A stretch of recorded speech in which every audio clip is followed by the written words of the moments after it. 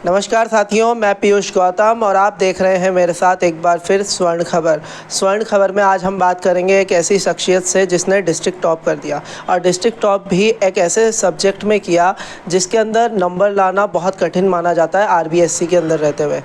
मैं बात कर रहा हूँ आर्ट्स की। आर्ट्स के अंदर 98% बनाने वाली ये दिव्यांशी चौधरी हमारे साथ में है, जो कि sunshine global senior secondary school की स्टूडेंट रही है। मैं जानना चाहूँगा, आप ये जो आपकी जो सफलता है डिस्ट्रिक्ट लेवल पे आपने टॉप किया है, किसको श्रेय देना चाहेंगे? जी, मैं सबसे पहला श्रेय अपने पेरेंट्स को देना चाहूँगी और अपने स्कूल टीचर्स को देना चाहूँगी, क्योंकि एक स्कूल टाइम में हाफ़ टाइम दोनों तरफ डिवाइड होता है, तो मुझे दोनों ही साइड से बराबर बहुत ज़्यादा सपोर्ट और मोटिवेशन मिला है, जिस वजह से आज मेरी ऐसी पोजीशन है। आपको किस तरह की परेशानियों का सामना करना पड़ा इस दौरान? कि ऐसा आपको लगा था क्या कि आप डिस्ट्रिक्ट लेवल पे टॉप कर जाएंगे? जी, परेशानियाँ नॉर्मल जो टॉन्ट्स वगैरह जो होते हैं, क्योंकि मैं ज़्यादा फंक्शंस अटेंड नहीं करती थी, तो वो नॉर्मल परेशानियाँ थी, लेकिन उसको ओवरकम करने के लिए मेरे पास बहुत सपोर्टिव टीचर्स और पेरेंट्स थे। तो मुझे शुरुआत से थोड़ी सी ऐसी एक्सपेक्टेशंस तो थी कि मैं कुछ ऐसा कर सकती हूँ अगर मैं हार्ड वर्क करूँ तो मैंने हार्ड वर्क किया और अब मेरे रिज़ल्ट आ गया। अब किस तरह का हार्ड वर्क किया और उसमें टीचर्स का कैसा योगदान था? जी, टीचर्स शुरुआत से बहुत गाइडेंस देते रहे, उन्होंने मुझे बहुत अच्छा पढ़ाया और कुछ टॉन्ट्स वगैरह तो मैं अब शेयर करती रहती थी कि मुझे किसी ने ऐसे कहा, तो टीचर्स मुझे मोटिवेट ही करते थे हमेशा। और बस हार्ड वर्क किया, जो एनसीईआरटी थी उसे कंटिन्यूअसली पढ़ा और कंसिस्टेंटली शुरुआत से 7 to 8 आवर्स में पढ़ाई करती रही। 7 to 8 आवर्स आपने डेली पढ़ाई की। आप अपने प्रिंसिपल मैम के बारे में क्या कहना चाहेंगे? प्रिंसिपल मैम, वो मैं बहुत छोटी थी जब मैं इस स्कूल में आई थी, तो वो शुरुआत से मेरे लिए एक रोल मॉडल रही हैं, क्योंकि उस टाइम वुमेन एम्पावरमेंट इतना ज़्यादा नहीं था, तो मैं जैसे देखती थी कि अच्छा हमारी प्रिंसिपल मैम एक वुमेन है, तो बहुत खुशी होती थी उस चीज़ को देख के, और वो हमेशा से हमारे लिए रोल मॉडल रही है। अभी भी अगर कभी भी ऐसा थोड़ा सा लो फील होता था तो मैम हमेशा हमारी क्लास में आके हमें मोटिवेट करती थी और वो वुमेन एम्पावरमेंट के बारे में हमेशा हमें सिखाती रही। भविष्य में क्या बनना चाहेंगे? जी, मैं भविष्य में आईएएस ऑफिसर बनना चाहती हूँ। आईएएस ऑफिसर वाले परसेंटेज तो हैं आपके, लेकिन आगे आप क्या करना चाहेंगे? जी, अभी मैं आर्ट्स में ग्रेजुएशन करूँगी, उसके बाद मैं यूपीएससी का एग्ज़ाम दूँगी, यूपीएससी सीएससी का। जी। आपका फेवरेट सब्जेक्ट क्या है इसमें? जी, मेरा फेवरेट सब्जेक्ट हिस्ट्री है।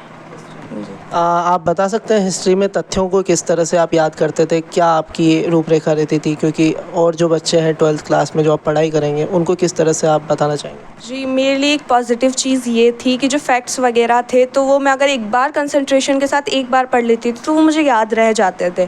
तो फिर मैं कंटिन्यूअसली, जो हिस्ट्री थी वो लिव्ड पर्सन्स की होती है, तो मैं उसे अपनी लाइफ से उसे कनेक्ट करती थी। और जो आगे जो स्टूडेंट्स आ रहे हैं, मैं उन्हें यही मैसेज दूँगी कि आप बिल्कुल भी मत डरिए, हिस्ट्री कोई बहुत ख़तरनाक सब्जेक्ट नहीं है। ये बस हमें बताते हैं कि हिस्ट्री बहुत ख़तरनाक सब्जेक्ट है, बाकी ज़्यादा ख़तरनाक सब्जेक्ट नहीं है। बस आप अगर कंसंट्रेशन के साथ पढ़ेंगे तो आप कर सकते हैं। मैं जानना चाहूँगा कितने साल हो गए आपको सनशाइन में? जी, मुझे सनशाइन में 8 इयर्स हो गए। उससे पहले कौन सी स्कूल में? जी, मैं उससे पहले ड्रीम्स स्कूल में थी। तो अब आप क्या कहना चाहेंगे स्कूल मैनेजमेंट के बारे में, टीचर्स के बारे में? आपके फेवरेट टीचर कौन हैं? किस तरह से हेल्पफुल रहते थे? फेवरेट टीचर्स तो सारे बहुत अच्छे हैं, बहुत फेवरेट है मेरे। और स्कूल मैनेजमेंट भी बहुत अच्छा है। जैसे मैंने कहा कि हम डायरेक्ट हमारी प्रिंसिपल मैम से कनेक्टेड थे, तो इससे बेटर मैनेजमेंट तो कहीं हो ही नहीं सकता। और स्कूल का एनवायरनमेंट बहुत अच्छा है, प्रिंसिपल मैम बहुत सपोर्टिव है। अगर कोई प्रॉब्लम भी आती थी तो हमें डायरेक्ट प्रिंसिपल मैम से हम कनेक्ट कर सकते थे, इसलिए स्कूल बेस्ट है। कभी ऐसा नहीं हुआ पूरे साल भर में पढ़ाई करते हुए कि कोई क्लास खाली रह गई, बच्चे ऊधम मचा रहे हैं, कुछ ऐसा हुआ आपके साथ? नहीं, मेरा ये रहता था कि जब मस्ती करनी है तो मस्ती करनी है, जब पढ़ाई करनी है तो पढ़ाई करनी है। तो ऐसा नहीं कि हमेशा 24 आवर्स ही बुक्स में ही हूँ, मैं गेम्स भी खेलती थी, सबके साथ एंजॉय भी करती थी। इतनी कम उम्र में आपने टाइम मैनेजमेंट को भी साथ लिया है। 7 से 8 घंटे कंटिन्यूसली आप पढ़ रहे थे, क्या कहना चाहेंगे किस तरह से टाइम को मैनेज कर पा रहे थे आप? जी, वो हमें खुद को डिसाइड करना होता है कि किस टाइम आप सबसे अच्छे तरीके से पढ़ सकते हैं। मेरा ये था कि मैं घर आने के बाद पढ़ सकती हूँ, मैं स्कूल में अपने फ्रेंड्स के सामने नहीं पढ़ सकती, तो मैं स्कूल टाइम फुल एंजॉय करती थी और घर में फुल पढ़ाई करती थी।